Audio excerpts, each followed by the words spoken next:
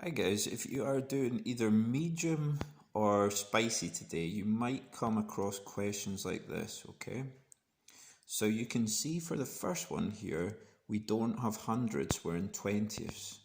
So what we have to do, first of all, is convert this fraction to hundreds.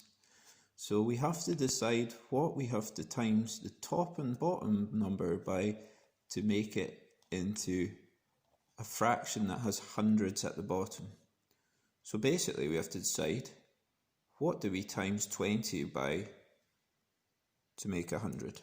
So 20 times 5 equals 100.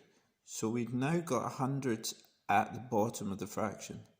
Now all we have to do is whatever we times the bottom number by, we have to times the top number by as well. So that would be 10 times 5. Which is 50 hundredths, okay? So now we've got it in a form that we can now make it into decimal. So that equals 0.5, okay?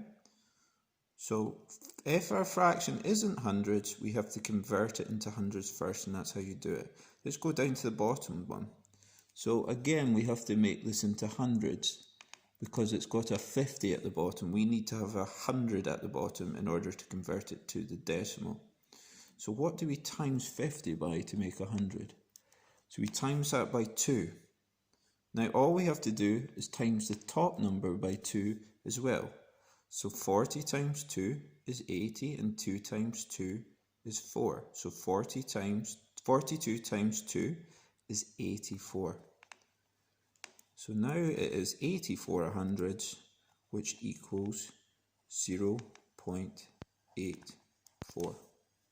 Let's go to the bottom one. This is strange because actually the top number is bigger than the bottom number.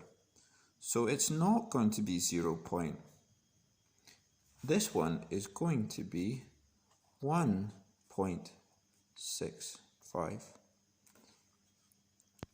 Okay, now let me explain it to you. 100th is equal to 1 whole, okay? So anything above 100 is going to be 1 whole and something else. So in this case, it's 1 whole and 65 hundredths. So it's 1.65. Let's have another look at another example. So 175 hundredths is going to equal 1.75. Now these bottom two are ones that you might find in spicy, and all of these you could find in either medium or spicy. Have a go, okay, do your best and challenge yourself. And remember, if you can you try and do the extension task as well. Okay, good luck.